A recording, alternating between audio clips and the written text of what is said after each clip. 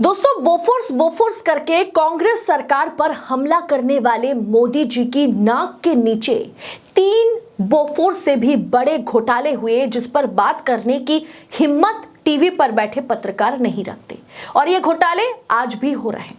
Hindustan aeronautics limited यानी हल, Indian railway और इंडियन ऑयल कॉरपोरेशन में कितनी जबरदस्त भयंकर करप्शन चल रही है और साहिब की सच्चाई एक एक करके बीते दिनों पर वो जिस तरह के बातें किया करते थे वो सामने आ रही है। हल, इंडियन रेलवे और इंडियन ऑयल कॉरपोरेशन में टेंडर लेने के लिए 3 अमेरिकी कंपनियों पर दोष साबित हो चुका है कि इन्होंने इन सरकारी कंपनियों से लोन लेने के लिए बहुत मोटी रकम रिश्वत के तौर पर इन कंपनियों को खिलाई। अब ये कोई आरोप नहीं है, बल्कि सीधा सीधा इन कंपनियों ने अपना दोष मान लिया है कि हमने टेंडर और कॉन्ट्रैक्ट लेने के लिए भारत की इन सरकारी कंपनियों को रिश्वत दी है।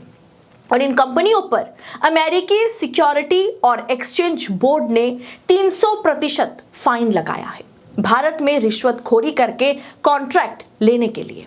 तो क्या ये पूरा मामला कैसे गौतम अडानी से जुड़ा हुआ है? क्या साहिब अपने मित्र को अमेरिकी सिक्योरिटी एंड एक्सचेंज कमीशन से बचा पाएंगे? बताएंगे आगे आपको वीडियो में विस्तार से, तो आखिर तक वीडियो में बने रहिएगा। साहिब ने 2014 में एक जुमला फेंका था, ना खाऊंगा ना खाने दूंगा। पर 10 साल के लिए मोदी शासन के बाद देश के ऊपर कर्जा तो बढ़ ही रहा है और बढ़ा भी, साथ ही करप्शन और रिश्वतखोरी पूरी तरह से लागू हो चुका है। करप्शन के माध्यम से टेंडर देना या प्रोजेक्ट हासिल करना ये एक प्रोसेस बन गया है सरकार में। सरकारी प्रोजेक्ट्स हो या सरकार जिस प्रोजेक्ट में जुड़े हुए हैं वहां पर हमेशा कमीशन दे करके आपको टेंडर मिलता है, यानी कि रिश्वत दो और बदले में टेंडर लो की नीति पुरजोर तरीके से लागू है। कंपटीशन के अभाव में अब टेंडर दिए जाते हैं या रिश्वत लेकर के जब टेंडर दिए जाते हैं तब उस सप्लायर या टेंडर लेने वाली कंपनी का सीधा सीधा मकसद होता है मुनाफा कमाना किसी भी कीमत पर। अगर कंपटीशन होगा तो बहुत सारी कंपनियां इसमें अप्लाई करेंगी और कंपटीशन होगा क्वालिटी के ऊपर। अब ऐसे में क्या हुआ कि साहिब ने गोदी मीडिया के साथ मिलकर के पूरे देश को हिंदू मुसलमान मंदिर मस्जिद की राजनीति में उलझा दिया ताकि इन सब पर कोई बात ना करे, और पर्दे के पीछे में रिश्वतखोरी का बड़ा खेल खेला जा रहा है। दोस्तों, अमेरिकी सिक्योरिटी एंड एक्सचेंज कमीशन ने मूक इन नाम की एक न्यूयॉर्क बेस्ड कंपनी पर हिंदुस्तान एरोनॉटिक्स लिमिटेड को 5 लाख अमेरिकी डॉलर रिश्वत देने का दोषी पाया है। सिक्योरिटी एंड एक्सचेंज कमीशन ने अपने 11 अक्टूबर 2024 के अपने एक पत्र में कहा है कि मूक इंक ने बिजनेस लेने के लिए भारतीय ऑफिसर्स को, इंडियन ऑफिसर्स को रिश्वत खिलाई। इस पत्र में कहा गया है कि 2020 और 2022 के बीच इस कंपनी के ऑफिसर्स ने टेंडर और कॉन्ट्रैक्ट लेने के लिए अलग अलग विदेशी भारतीय अधिकारियों को रिश्वत खिलाई और इन्हीं अधिकारियों ने सरकारी टेंडर्स अपने पक्ष में करने और कंपटीटर्स को बाहर करने के लिए 5 लाख डॉलर की रिश्वत दी है। अब ये कोई आरोप नहीं है दोस्तों, ये बात अब साबित हो चुकी है कि इस कंपनी ने माना है कि हाँ, हमने हिंदुस्तान एरोनॉटिक्स लिमिटेड जो कि सरकारी कंपनी है, South Central Railway Research Designs and Standards Organisation जो कि रेल मंत्रालय के अंतर्गत आता है, इनको हमने रिश्वत खिलाई। यानी सरकारी कंपनी किसी टेंडर पास कराने के लिए, जो विदेशी टेंडर है उसे पास कराने के लिए जबरदस्त जम करके रिश्वत खा रही है।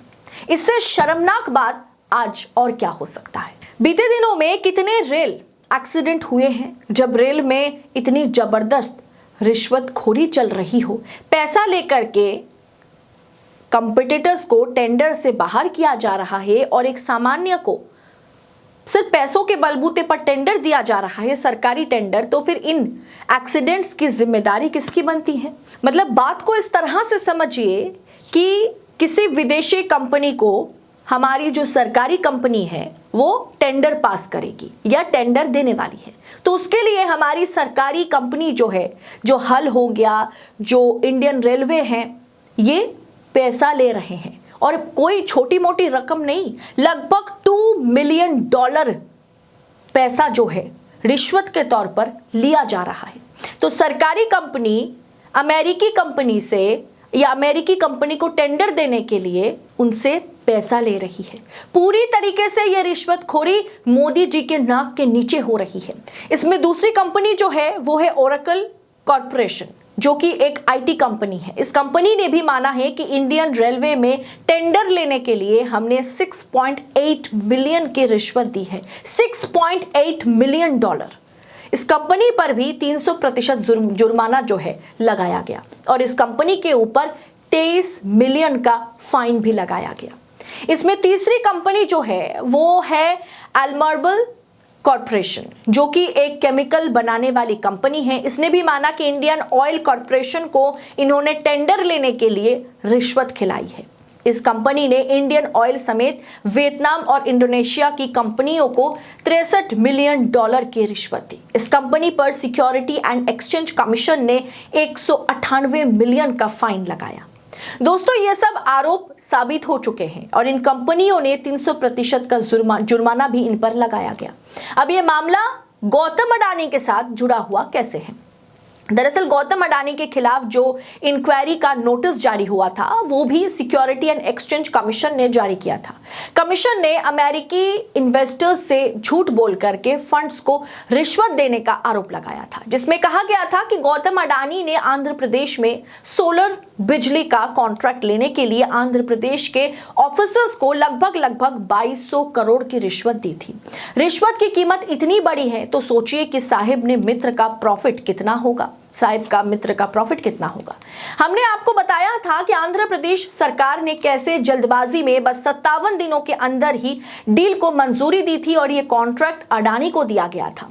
इंडियन सिक्योरिटी एक्सचेंज यानी सेबी और इंडियन सरकार भले ही इस पर कोई एक्शन ना ले, पर गौतम अडानी को जेल जाना पड़ सकता है कभी भी। उन्हें भी 300% का फाइन देना होगा जेल जाने से बचने के लिए। साहिब अपने मित्र को भले ही इंडिया में कुछ ना होने दे, लेकिन उनकी हाथ इतनी लंबी तो नहीं है कि अमेरिका में उन्हें सजा दिलाने से या फाइन देने से और मोटी रकम वाली फाइन देने से मोदी जी उन्हें रोक सके या उन्हें बचा सके। यानी हमारे देश में किस तरह का करप्शन जारी है, इसे समझिए दोस्तों।